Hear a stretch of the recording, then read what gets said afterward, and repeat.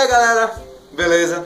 Estamos aqui para mais um vídeo das dicas para o Enem. Hoje nós vamos falar sobre introdução da sua redação. Muita gente sabe o assunto, sabe o que quer dizer, mas não sabe como começar a dizer. Então hoje nós vamos falar sobre 3 maneiras bem simples de começar a sua redação. Nós aqui vamos dar vários exemplos. Hoje, 3 exemplos de introduções. Todas as 3 introduções que nós vamos dar para vocês são introduções de redações que já tiraram 10 no Enem. Tudo que for mostrado aqui para vocês, todos os textos, todas as redações, são só sobre redações que tiraram 10. Porque, como diz uma grande professora que eu tive, chamada Silvia Abraão, nós temos que aprender com os melhores. Por exemplo, o primeiro tipo de introdução que eu vou trabalhar é o seguinte tipo de introdução. A apresentação direta de seu ponto de vista, o argumento básico. Se ligue nessa introdução. A convivência com o dependente de álcool ou drogas, além de todos os seus reverses, também pode se tornar um vício poderoso, uma doença. Mães, mulheres e irmãos de dependentes costumam assumir para si a tarefa de consertar a ovelha negra da família. Quando dão por si, passaram a viver em função do problema alheio.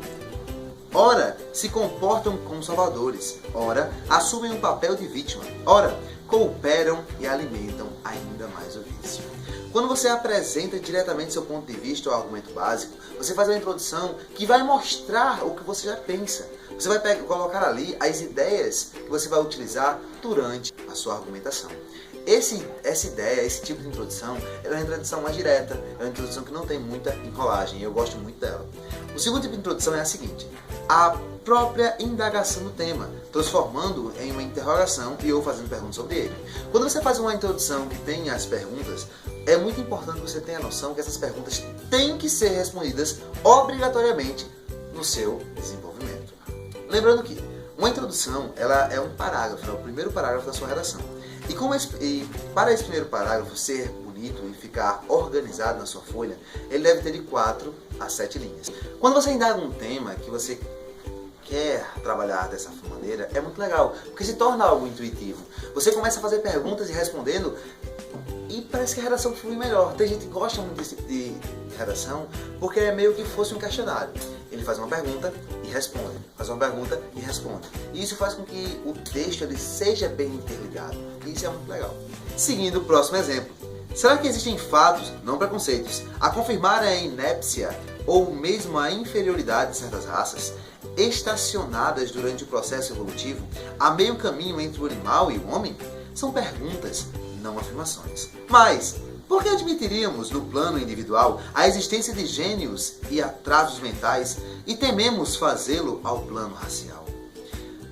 Essa introdução foi feita por Emir Khalaf e ela faz com que você pense, ela traz indagações, não afirmações, para que seja trabalhada lá nesse caso aqui, lá no desenvolvimento. Isso faz com que o texto ele fique mais interativo.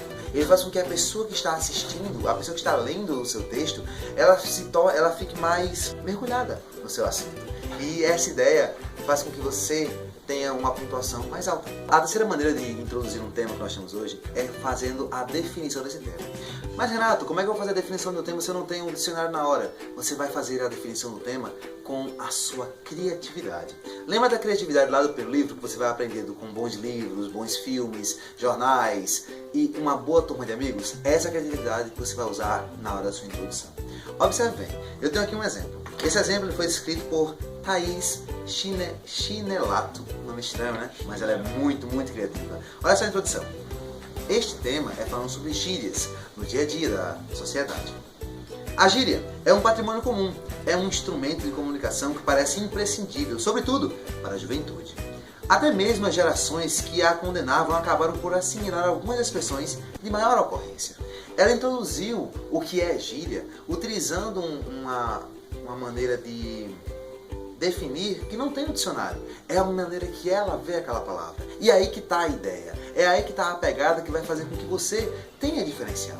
Nós hoje apresentamos 3 tipos de introdução.